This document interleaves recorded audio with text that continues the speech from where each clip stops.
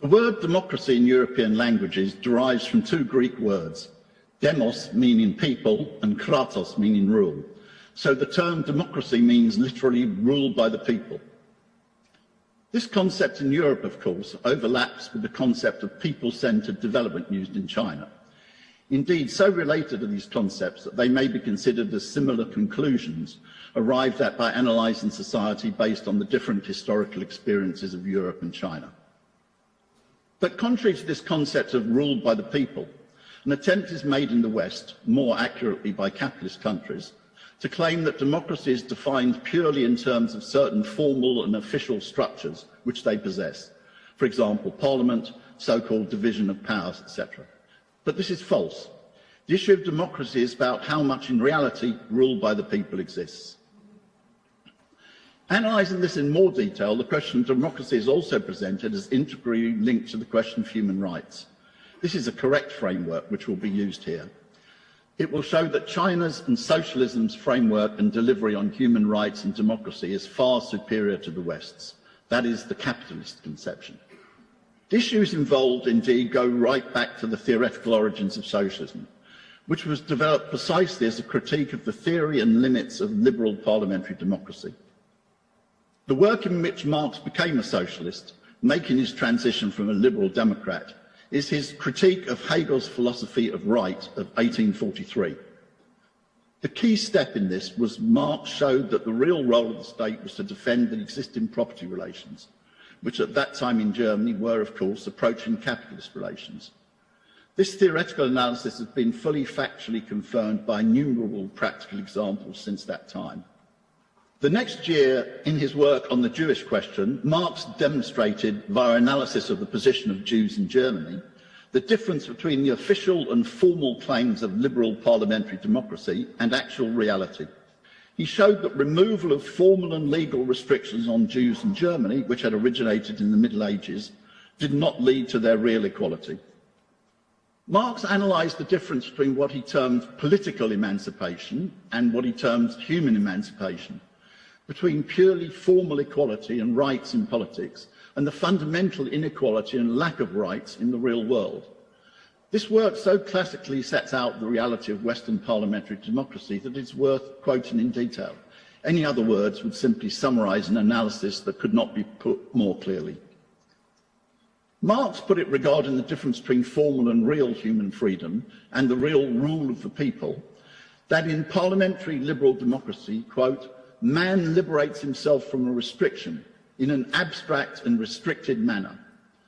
This was because of the reality that while liberal parliamentary democracy proclaimed equality, this was a fiction in the real world in which human beings lived.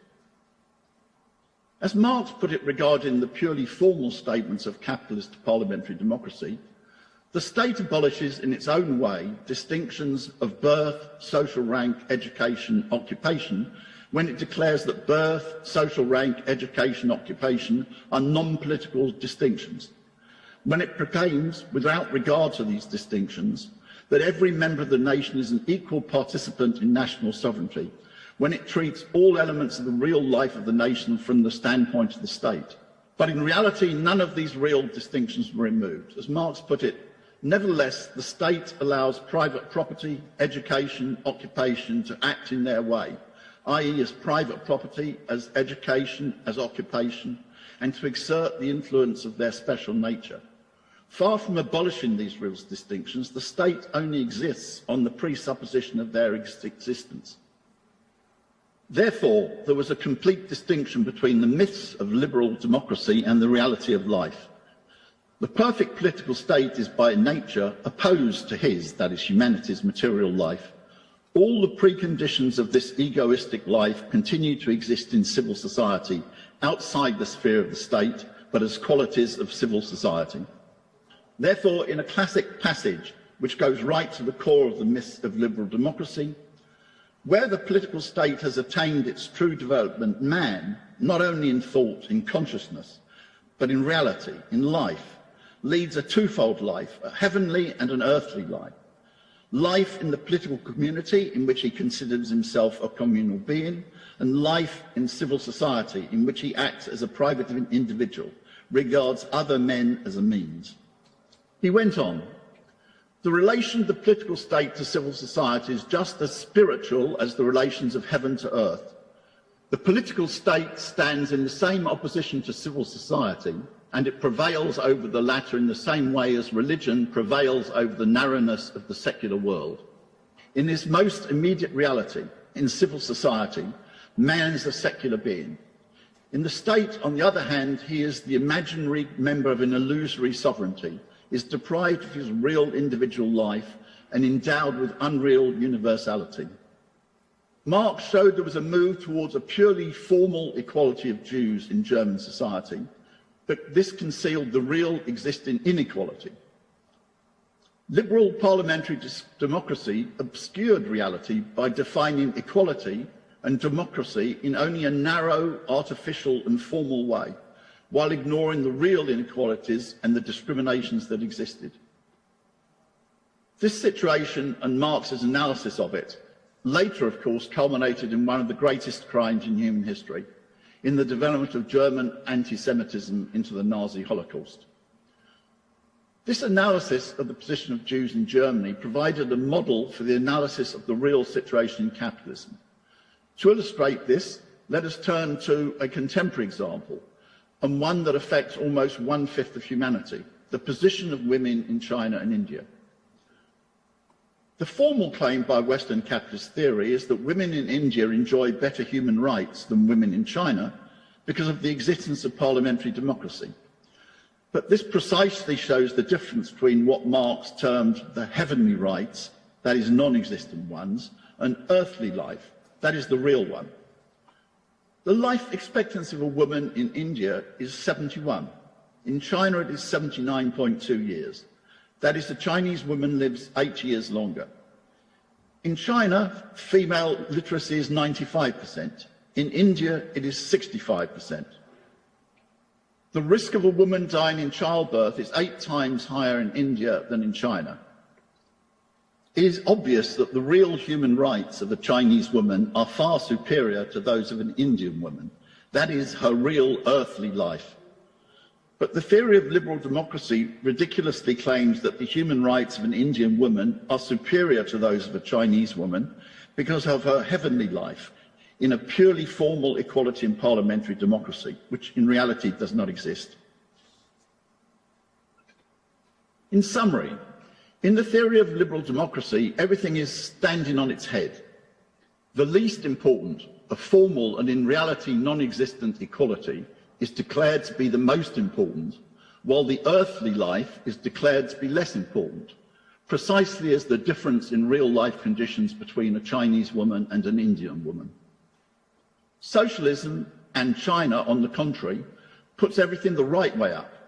It says that it is the most fundamental that a Chinese woman should live 8 years longer, that she should be literate, that she should have a hugely lower risk of dying in childbirth. And then it starts from what system actually delivers this improvement in the real life of human beings. That is, its conception of rule by the people and human rights is strictly practical. China extends the same principle as applies to Chinese women to all aspects of society. China has lifted 850 million people out of internationally defined poverty, more than 70% of all the people lifted out of poverty in the world. It has raised China from almost the world's poorest country in 1949 to moderate prosperity by its national standards, and is within 2 to 3 years of becoming a high-income economy by World Bank standards. That is, China has produced in the earthly life of real human beings the greatest improvement in the conditions of life of the greatest number of people in human history. That is, China has a political system which is determined by real results. That is, improvement in the real lives of people, not by formal processes. Because it is a socialist country, China's economy can be brought under rule by the people, which is excluded by the capitalist system of rule of the economy by private property. Naturally, the specific political form, which is secondary in the framework above, is determined by China's history. As Xi Jinping put it, the person wearing the shoe knows whether it fits or not. China's present political system is based on the leading role of the CPC, with other political parties which are in alliance with the overall lead of the CPC. It is specific to China. It does not propose it for any other country. But what China has defined is the real improvement of the real conditions of humanity. That is the real improvement of the rule by the people. That is what has been demonstrated by China's history and real social and political development. Thank you very much for giving me the opportunity to speak today.